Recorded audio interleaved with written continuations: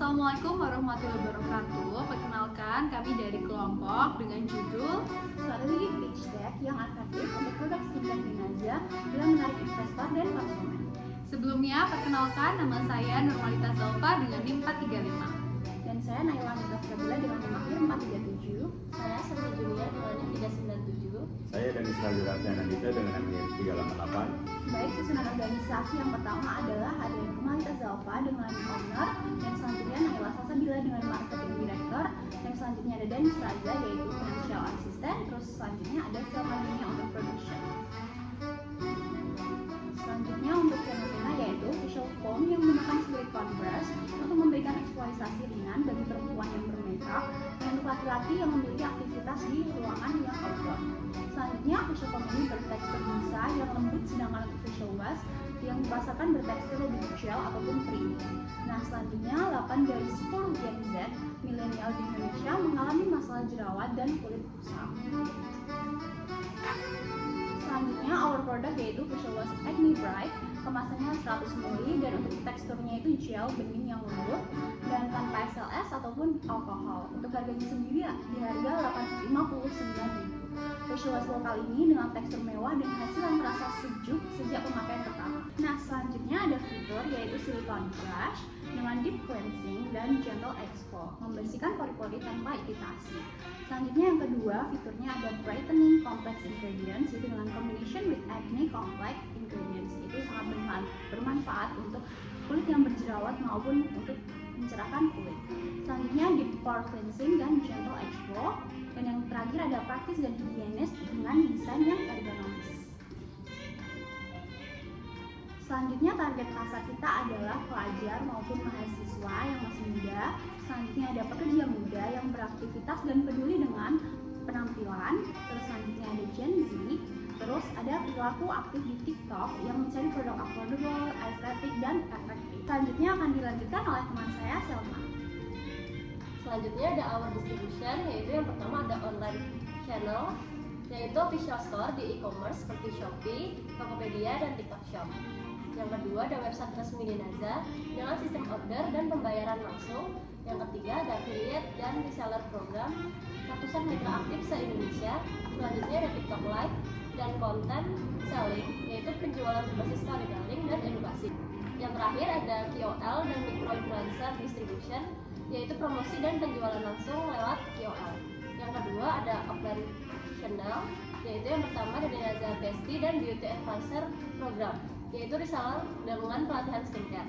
Yang kedua ada pop-up booth dan event roadshow, yaitu kampus, mall, dan pabrik. Selanjutnya ada marketing strategi, ada 3. Yang pertama ada TikTok storytelling, yaitu edukasi dan campaign cuci muka itu ibadah. Yang kedua ada community driven sales, yaitu program hashtag Bestie Dinaza. Dan yang ketiga ada collab with micro influencer dan social eksperimen, yaitu cuci muka challenge. Selanjutnya ada financial projection, slide 7, yaitu financial projection tahun pertama. Di bagian komponen ada HPP per unit dengan nilai 30.000. Selanjutnya harga jual yaitu dengan nilai 79.000, laba quarter per unit 49.000, target penjualan 10.000 per unit tahun pertama. Total revenue dengan total 790 juta, biaya operasional dengan total 250 juta, dan laba bersih dengan total 240 juta. Break-even point-nya bulan ke-5. Next. Selanjutnya marketing strategi akan dilanjutkan oleh teman saya, Zalfa.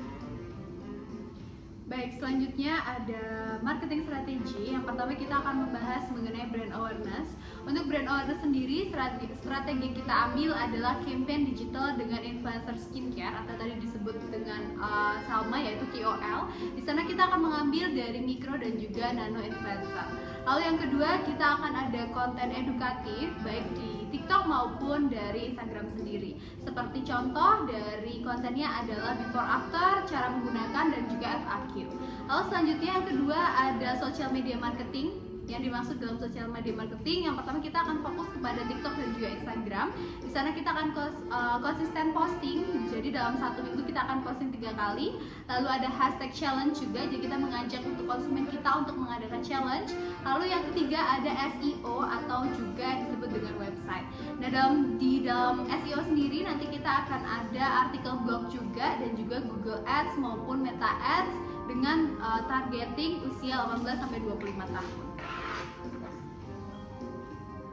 Lalu selanjutnya marketing kita juga akan melakukan offline activation. Jadi di sana ada booth di event beauty maupun wellness, lalu ada kolaborasi dengan komunitas dari skincare sendiri. Lalu kita juga ada promo maupun loyalty. Jadi promo bisa menggunakan promo payday, tanggal kembar maupun launching produk, dan juga loyalty produk itu untuk brand ambassador kita maupun customer loyal kita.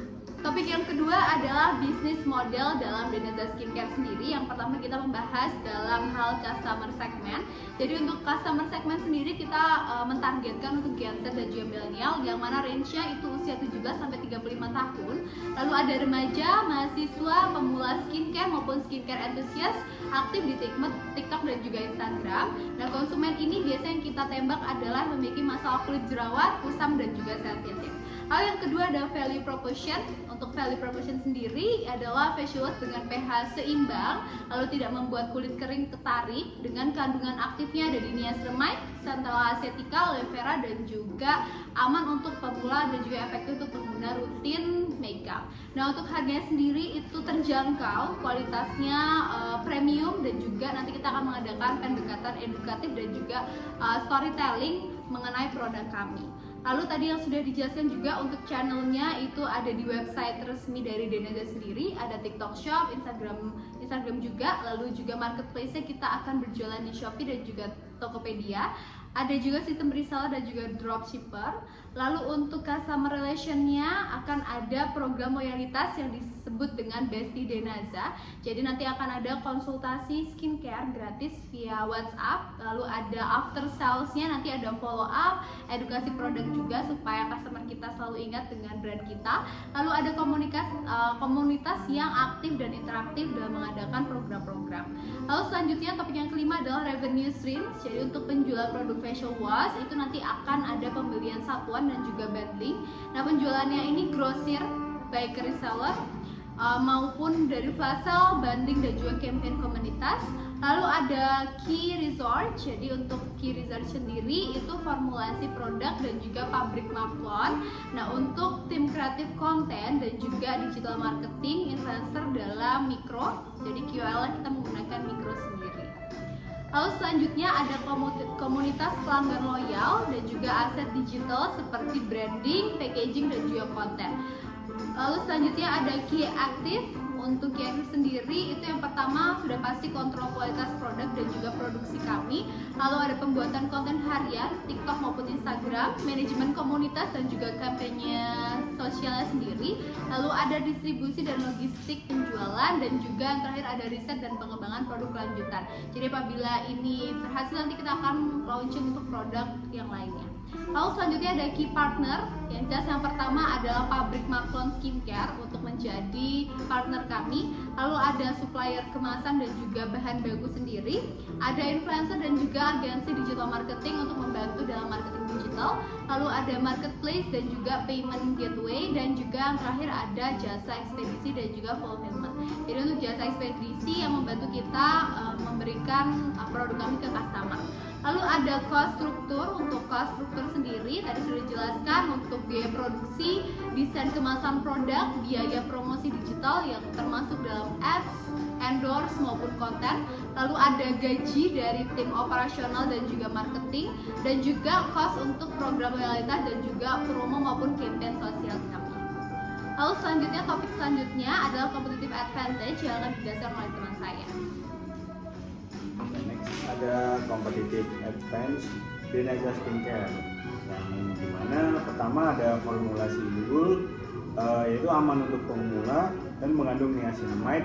Lalu ada kandungan centella asiatica, lalu aloe vera dan pH balance, dan non stripping formula yang tidak bikin kulit kering atau kasar dan cocok untuk digunakan oleh kulit yang sensitif, berjerawat maupun pemula skincare. Lalu yang kedua, untuk harga yang terjangkau dengan kualitas yang sangat premium. Harga bersaing di pasaran lokal dan kualitas setara dengan produk luar negeri dengan harga 2-3 kali lipat lebih mahal. Lalu ada memberikan value for money yang tinggi bagi konsumen. Yang ketiga ada brand storytelling yang kuat dan relatable dengan mengangkat cerita personal, yaitu perjalanan jerawat, insecurity, dan healing, dan didekatkan dengan audiens lewat narasi, bestie, dan komunitas support. Tidak hanya jualan tapi mengedukasi dan menginspirasi. Lalu yang keempat ada kuat di TikTok dan strategi konten yang organik dengan fokus kita pada konten harian, edukasi, before after, lalu ada live testimony. Aktif di TikTok dengan model campaign daily user dan honest review, lalu lebih unggul dibanding brand yang hanya mengandalkan iklan saja. Untuk poin yang kelima ada program komunitas loyal dengan hashtag #BestieDenaza yang tujuannya akan membangun komunitas pengguna loyal sebagai brand advocate. Lalu selanjutnya ada interaksi aktif yang dimana konsultasi skincare, feedback produk, dan hadiah loyalitas dalam membentuk ketertarikan emosional yang meningkatkan retensi konsumen. Selanjutnya ada strategi remarketing dan retensi yang terarah dengan melakukan follow up dan pembelian dengan edukasi lanjutan dan penawaran produk bundle. Selanjutnya ada poin ke-6 yaitu strategi remarketing dan retensi yang terarah dengan melakukan follow up, pembelian dengan edukasi lanjutan dan penawaran produk bundle. Segmentasi pelanggan berdasarkan masalah kulit untuk produk lanjutan atau bisa disebut dengan cross sell dengan melakukan sistem campaign secara bertahap untuk menjaga engagement jangka panjang. Lalu yang ketujuh ada distribusi langsung yang ditambahkan langsung oleh sistem reseller aktif direct to consumer lewat website dan marketplace yang didukung oleh sistem reseller dan dropshipper yang terlatih. Kombinasi penjualan organik dan viral memudahkan penetrasi dalam menumbuhkan penjualan positif. Penjualan tersebut meningkatkan dari 500 unit di bulan pertama hingga menjadi 5.000 unit di bulan ke-12 dengan rata-rata pertumbuhan penjualan hingga mencapai 30-40% per kuartal. Dari situ juga kita bisa menunjukkan antusiasme pasar yang tinggi dan strategi pemasaran yang sangat efektif. Pasar skincare di Indonesia terus tumbuh menurut data Euromonitor dan Statista. Industri skincare di Indonesia tumbuh rata-rata 7-9% per tahun, terutama pada segmen cleanser dan acne care. Gen Z menjadi penggerak utama dalam tren perawatan kulit berbasis edukasi dan kepercayaan brand. Stabilitas yang tinggi, produk facial wash mudah diproduksi dalam volume yang besar, memiliki shelf life panjang dan margin yang cukup besar. Dapat dikembangkan ke produk turunan lain seperti toner, serum, moisturizer yang saling melengkapi atau cross sell dan upsell. Lalu di poin potensi ekspansi pasar dapat memperluas jangkauan ke segmen remaja sekolah melalui campaign edukatif dan bundling hemat.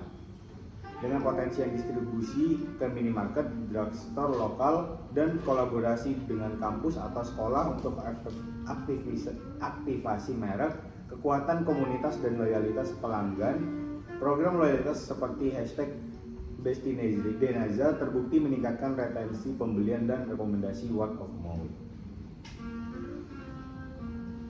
Komunitas aktif juga dapat menjadi fondasi dalam pengembangan produk dan validasi inovasi. Ya, sekian presentasi dari kelompok kami, kurang lebihnya mohon maaf. Assalamualaikum warahmatullahi wabarakatuh.